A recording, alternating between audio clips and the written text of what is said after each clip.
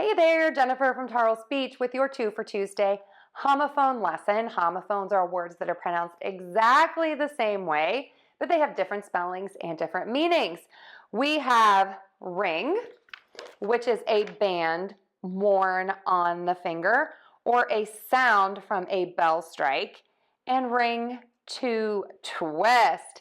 To say these words correctly, we have 3 sounds. We have a silent letter here. This W is going to be silent. So let's start with that R sound.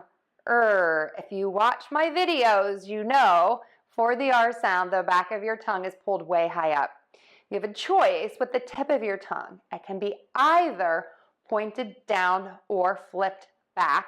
It's just not touching the teeth and it does not move. If you struggle with this sound, think about square, tense lips. You don't want your lips to be too relaxed and you don't want your lips to be too puckered. That will then sound incorrect. So you want to just have nice square, tense lips. Then we're going to move to that short sound.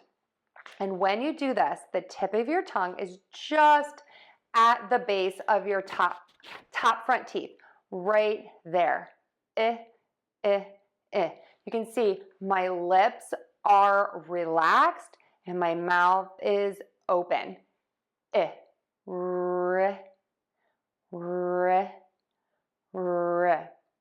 then we're going to move to that NG sound. That's 2 letters that stand for one sound, the ng sound.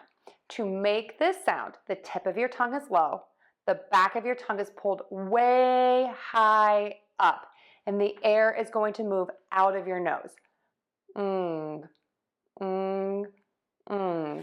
So we have ring, ring, ring,